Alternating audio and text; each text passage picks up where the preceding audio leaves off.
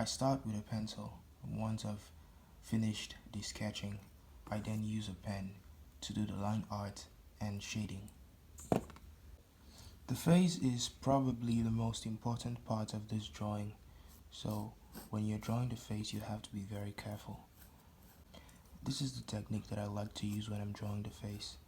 I like to draw across right inside the face, and I use this line to indicate where the eyes will be, and then the nose is usually around here, and then we have the mouth here. So now I have an outline. I'm going to take time to really make the face more detailed and try to get the resemblance of the girl that we are drawing. Okay, now the face is a lot more detailed than it was before, so I'm going to pick up my pen and get into the next face.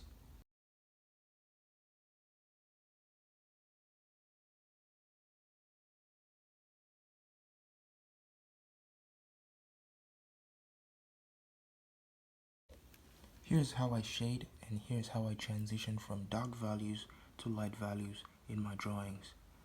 I use the shading technique known as hatching and cross hatching. When I hatch, it looks like this. Another layer of hatching that is done in the opposite direction causes the shaded area to look darker.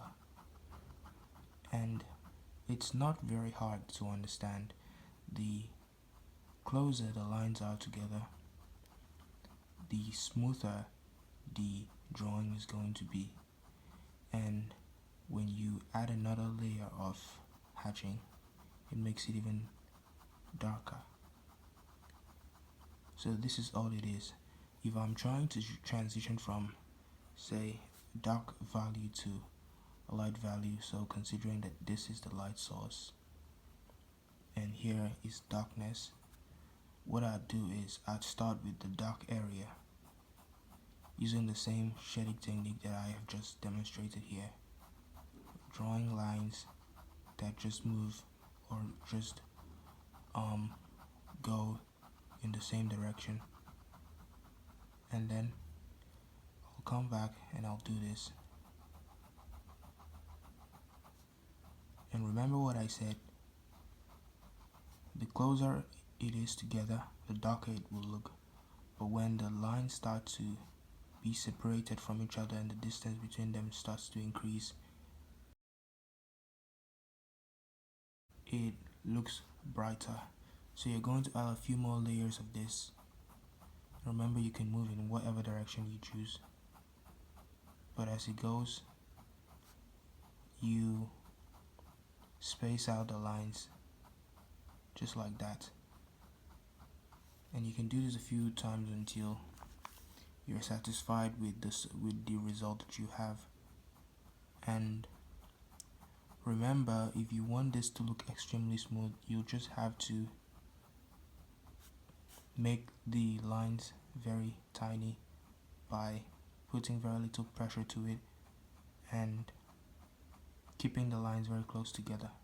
So this looks different from this, and the lighter the pressure, the better. The higher the level of pressure you apply, the darker it will look. So this would not be a bad thing if you're shading somewhere like this. So if you're shading a dark part of a drawing or an object of whatever you're drawing, if the lines are dark, then if you are applying a lot of pressure, it should be to a dark part of that drawing. But as you approach the bright side, you apply lighter pressure, and then slowly the lines spread out just like that. So that's basically how I shade. And now I'm going to apply this shading style to the drawing that we're working on.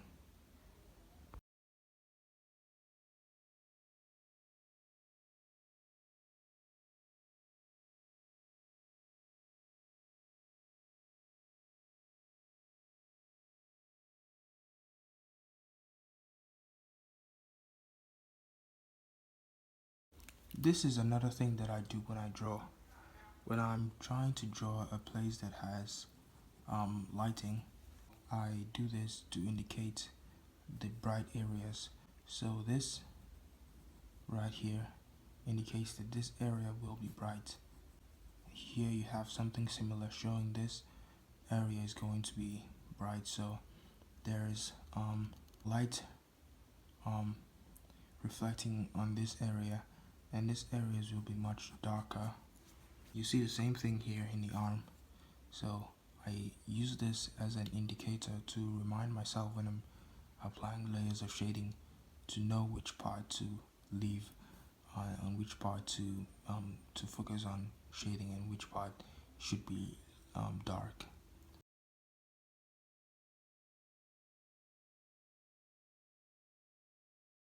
And I'll leave those other areas, and that will be the highlighted areas.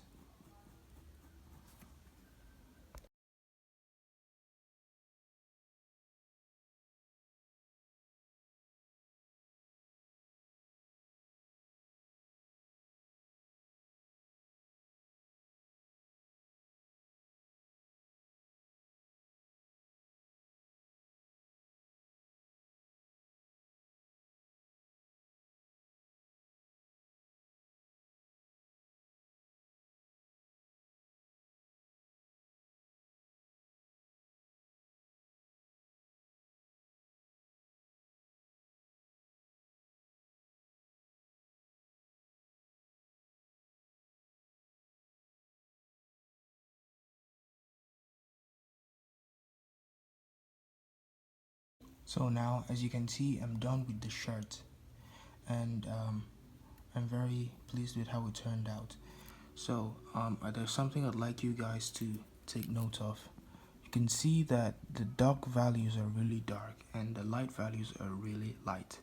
That's the secret to making your drawing look very three-dimensional. When you make the dark parts extremely dark and the light parts extremely light, and you place very dark blacks next to very light whites, it makes your drawing look three-dimensional, makes it look alive, makes it look real. So that's something that took me a very long time to learn, but knowing this and applying this to your drawings will make your drawing very outstanding. Yeah, so let's go on with this drawing.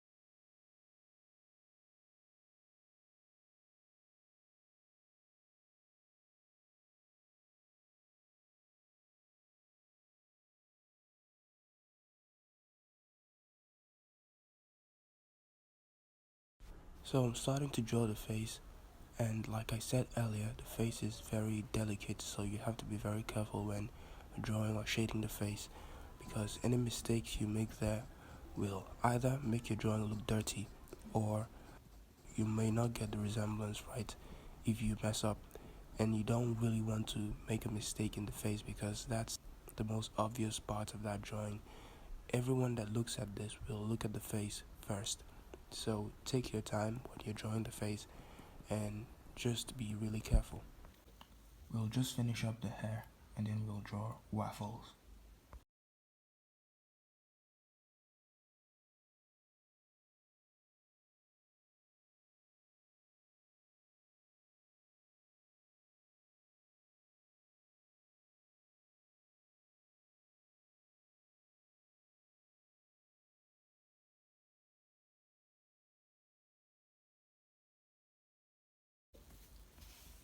Now this is a very small part. This is a very small thing to draw and detail.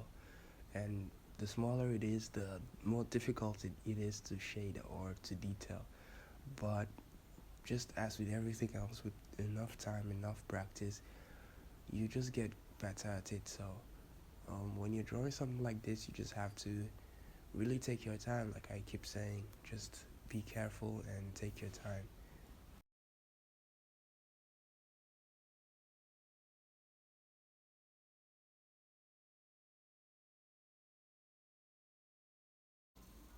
Okay, so it's finally finished. Um, you can see it's kind of realistic, not extremely realistic, but if you look closely, you can see some details, like some details here, the sleeves, the reflection on the glasses, and the four. So yeah, I'm very happy with how this turned out.